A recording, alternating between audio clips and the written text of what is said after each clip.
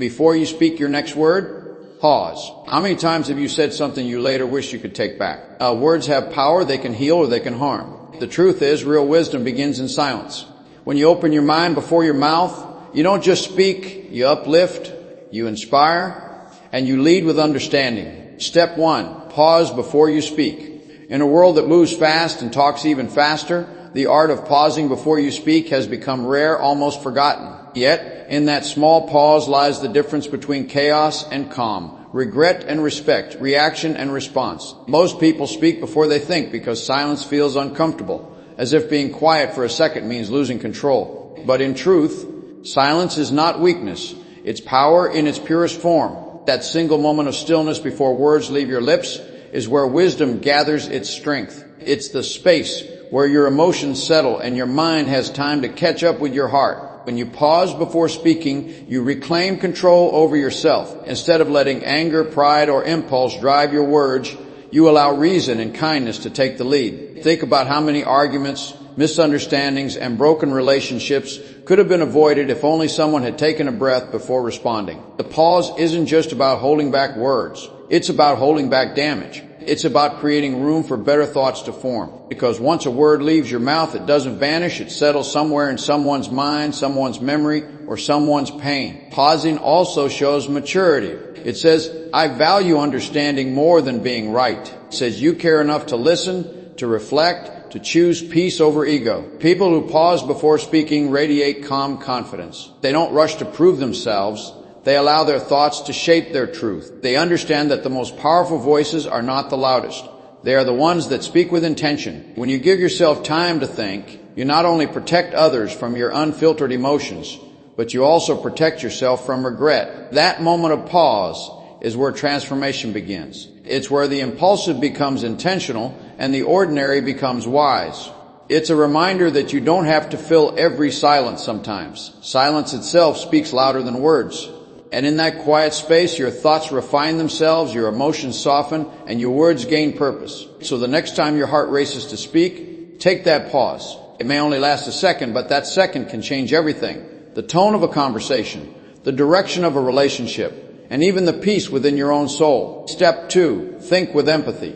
To think with empathy means to see beyond yourself, to step out of your own emotions and into someone else's. It's the quiet skill of understanding before judging, of feeling before reacting. Most people listen to words, but empathetic people listen to emotions hidden beneath those words. They sense the pain behind the anger, the fear behind the silence, and the longing behind the pride. When you think with empathy, you don't just hear what someone says, you understand why they say it. That understanding softens your heart, slows your reactions, and strengthens your wisdom. It allows you to communicate with compassion rather than criticism. Empathy doesn't mean agreeing with everyone. It means caring enough to see from their point of view. It's not weakness, it's emotional intelligence. It takes strength to remain kind in a world that often rewards hardness. When you think with empathy, you begin to respond differently. Instead of taking offense, you seek clarity. Instead of arguing, you ask questions. Instead of defending yourself, you try to understand the other side. This shift changes everything. Your relationships deepen, your conversations become more meaningful, and your presence starts to feel safe for others. People trust those who make them feel understood. Empathy opens the door to peace. It silences the noise of judgment and replaces it with understanding. You begin to realize that everyone is fighting battles you cannot see. A harsh word, a cold reaction, or a sudden withdrawal all might be coming from a place of hidden hurt. Thinking with empathy helps you pause before responding, reminding you that not everything is personal. It teaches you to give grace even when you don't receive it in return. It helps you rise above pettiness and see people through the lens of humanity instead of frustration. When you think with empathy, your words become gentler, your tone more patient, and your energy more healing. You stop needing to be right all the time and start focusing on being kind. And that small change in thought creates a ripple effect. Your understanding softens others, your patience inspires calm, and your compassion reminds people that goodness still exists. Because in a world that shouts to be heard, the one who listens with empathy is the one who truly connects. Step 3, words as seeds. Every word you speak carries the quiet power of a seed. You may not see its roots right away, but once spoken, it begins to grow in someone's heart, in their mind, in their memory. Words can build or break, heal or harm, bless or bruise. The truth is, every conversation you have is like planting a garden. Some people scatter weeds without realizing it. Harsh words, careless remarks, sarcastic tones. Others plant flowers, words of encouragement, hope, and faith. What you plant will eventually return to you, because words always find their way back, either as fragrance or as thorns. The way you speak reflects the soil of your heart. If your heart is filled with bitterness, your words will carry that sting. But if your heart is grounded in understanding and peace, your words will comfort and uplift. Sometimes people underestimate the power of a kind word. A single sentence of compassion can change the direction of someone's day. A few gentle words can quiet someone's storm. Just as seeds need care, words need thought intention before expression, wisdom before release. You never know how deeply your words might take root in another person's life. Every time you open your mouth, you're planting something in someone's emotional landscape. Think about the power that gives you the power to inspire, to motivate, to remind others of their worth. Your words can be like sunlight breaking through clouds, helping others see themselves in a better light. But that same power can destroy if used carelessly. A cruel word spoken in anger can stay with someone for years. That's why wise people speak slowly, consciously, and kindly. They understand that once a word is sown, there's no taking it back. So, before you speak, ask yourself, what am I planting right now? Because whether you realize it or not, your words are shaping the garden of your relationships, your family, your workplace, and even your inner world. Speak life where others sow doubt. Speak faith where others plant fear. Speak peace where others spread noise. The world is full of barren fields, and your words can be the rain that helps something beautiful grow. Step 4. Detach ego from expression. The ego is a silent puppeteer that often pulls the strings behind our words. It whispers, defend yourself, prove your point, don't let them win. And before we realize it, our mouth begins to move. Not from truth or understanding, but from pride. Detaching ego from expression doesn't mean silencing yourself. It means freeing your voice from the need to dominate, impress, or control.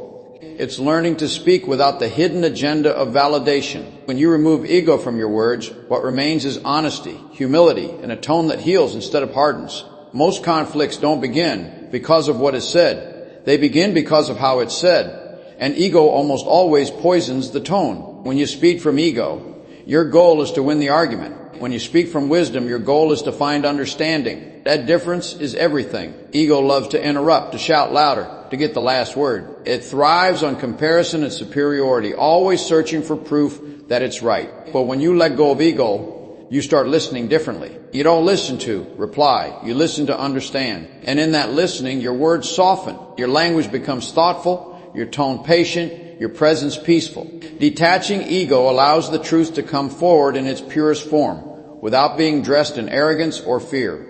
To detach ego from expression, practice awareness in conversation. Notice when your heart starts racing, when you feel the urge to defend or dominate. That's the ego rising, trying to speak for you. Breathe instead. Remind yourself that you're not here to win, you're here to connect. Real strength isn't in overpowering another voice. It's in having control over your own. When you master your expression, you stop reacting to pride and start responding from purpose. Your words become bridges instead of weapons. People begin to feel safer around you because they sense authenticity, not competition. A God-driven words create distance, but humble words invite closeness. When your expression is free from ego, you speak with clarity, not chaos. You no longer need to shout to be heard because sincerity carries its own volume. And in that quiet strength, you find the truest form of influence, the kind that doesn't demand respect, but naturally earns it. Step 5, respond. Don't react tears. A fine line between reacting and responding, but that line determines the quality of your peace and the strength of your relationships.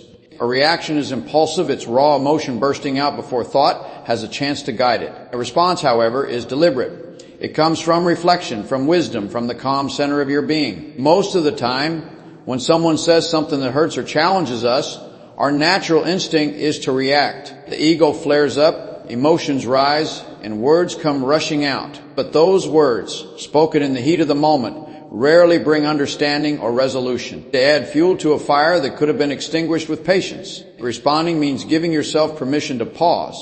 It's choosing not to let someone else's energy dictate your own. When you respond instead of react, you take back control of your inner state. You tell yourself, I will not let this moment pull me down to anger or impulsiveness. A response is born from strength. A reaction comes from weakness. It takes maturity to stay calm when provoked. And that calmness is not silence. It's mastery. You can still speak your truth, but with steadiness, not aggression. With clarity, not chaos. Learning to respond rather than react begins with awareness. You have to train yourself to catch that instant when emotion tries to take over. It might only be a few seconds, but in those seconds lies your freedom. That's where wisdom can step in and say, wait, what outcome do I want here? When you choose to respond, your focus shifts from proving your point to preserving your peace. You no longer speak to wound, you speak to understand, to grow, to resolve. People who respond rather than react carry an aura of stability. They are not easily shaken because their emotions don't control them, they control their emotions. And that control gives them incredible power. It's not the loudest person who wins in the end, it's the one who keeps their composure when everything around them demands chaos. To respond is to rise above. It's to meet conflict with grace and replace heat with light, turning moments of tension into opportunities for wisdom and strength. Step 6, grow through listening. Listening is one of the most underrated forms of intelligence. It doesn't demand applause or recognition, yet it transforms you quietly from within. Most people listen to reply, not to understand. They wait for their turn to speak rather than opening their hearts to receive. But growth begins when you start listening with the intent to learn, not to win. When you truly listen, you step out of your own ego and into someone else's world. You begin to see life through their eyes, feel through their emotions, and understand their reasons. That's where wisdom is born, in the stillness that allows another person's truth to reach you. Listening is not just a social skill, it's a spiritual discipline. It teaches humility, because when you listen, you acknowledge that someone else's voice matters too. It teaches patience because silence takes strength. And it teaches compassion because hearing someone deeply requires the heart to be open. When you listen fully, without judgment or distraction, you give another person one of the rarest gifts in the modern world, your undivided presence. That kind of attention heals. It tells the other person you are seen, you are heard, and you matter. And when you make others feel valued, you grow not in knowledge alone, but in grace. Every great leader, teacher, and wise soul has been an exceptional listener. They learn from people, from experiences, from pain, and from the whispers of silence itself. Growth doesn't always come from speaking more. It often comes from quiet observation. You can't learn anything new when your mind is busy defending what it already knows. Listening empties you just enough to be filled again. It expands your understanding, refines your thinking, and strengthens your ability to connect on a human level. To grow through listening means you allow life to teach you through every voice it sends your way. Sometimes that voice comes from a friend, sometimes from a critic, and sometimes from your own heart. When you practice deep listening, you'll begin to notice wisdom everywhere in people's stories, in their struggles, in the pauses between their words.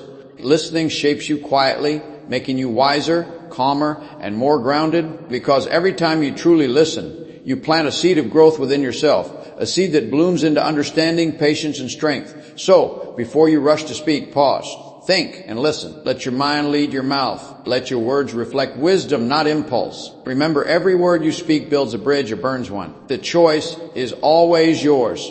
When you pause before you speak, think with empathy.